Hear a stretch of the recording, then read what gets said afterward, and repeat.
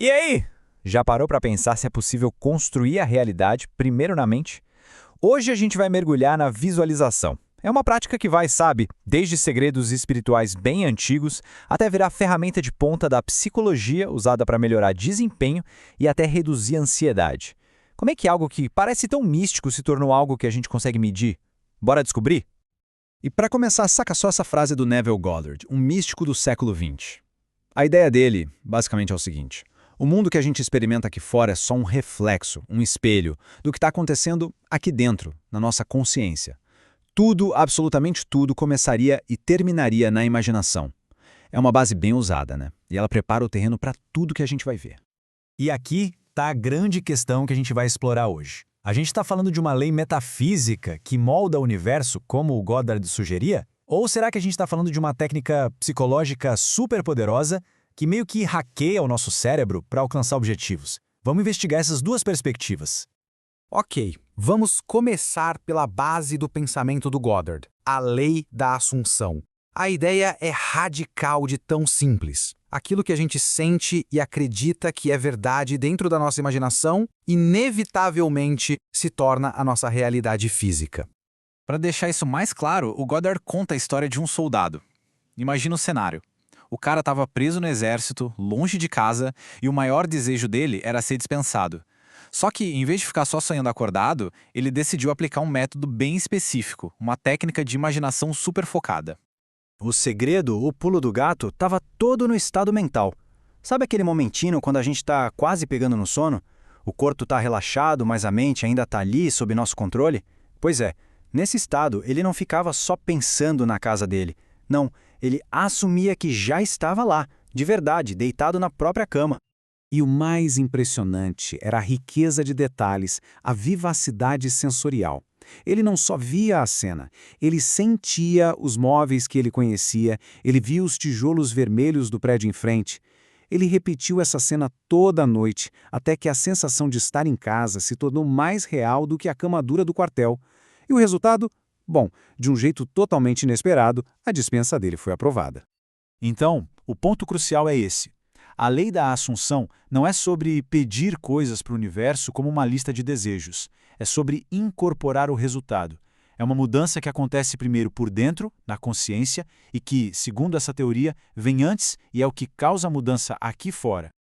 Certo, teoria muito interessante, mas e na prática? Como é que se faz isso? As fontes descrevem um método bem claro, que hoje em dia a gente costuma chamar de visualização criativa. Essa definição dá uma roupagem mais moderna para a ideia. É sobre usar a imaginação de propósito, de forma deliberada. Não é um devaneio à toa, mas sim um ato de criação consciente, de focar a energia da mente para transformar um desejo em um objetivo concreto. E aqui a gente tem o processo bem destrinchado. Primeiro, o relaxamento é a chave. Aquele estado sonolento ajuda a diminuir a resistência da nossa mente crítica. Segundo, e isso aqui é crucial, não é para imaginar o desejo acontecendo, mas sim uma cena que implica que ele já aconteceu, o que vem depois. E terceiro, mergulhe de cabeça nessa cena. Use todos os seus sentidos, até que aquele sentimento de conseguir seja a única coisa na sua mente.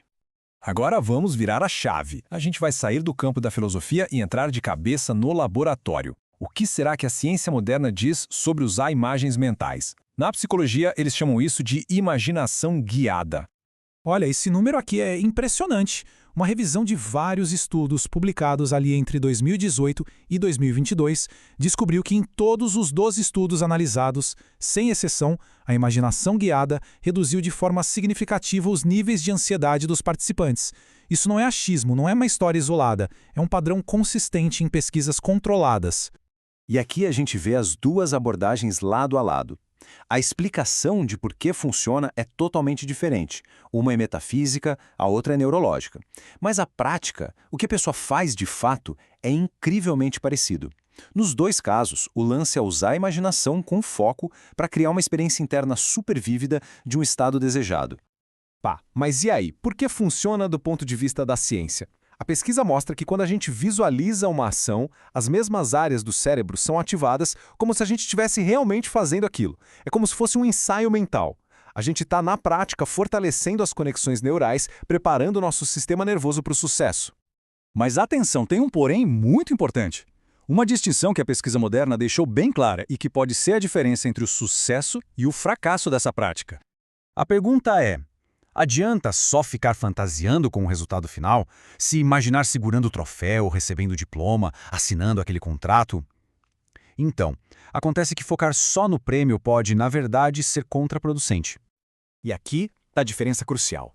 A visualização de resultados pode até dar uma sensação boa na hora, mas a pesquisa mostra que o que funciona mesmo é a visualização do processo, ou seja, se imaginar superando os desafios, fazendo o trabalho duro, praticando todo dia. É isso que leva a um planejamento melhor e a mais persistência.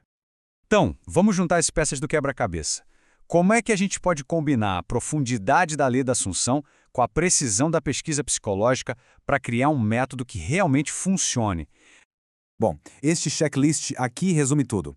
Primeiro, defina o objetivo, com clareza. Segundo, visualize o trabalho para chegar lá. Terceiro, incorpore o sentimento do resultado final, como o Goddard ensinou. Quarto, pratique todo dia, crie o hábito. E o mais importante de tudo, use a visualização como um catalisador para a ação no mundo real, e não como um substituto para ela.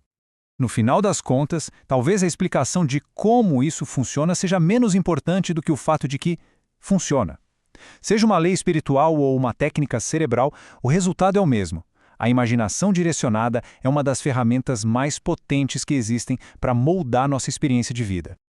E isso tudo deixa a gente com uma última pergunta para refletir. A nossa imaginação está sempre ativa, construindo cenários, medos, esperanças. A escolha não é se vamos usá-la, mas como. A questão é, para o que ela vai ser direcionada a seguir?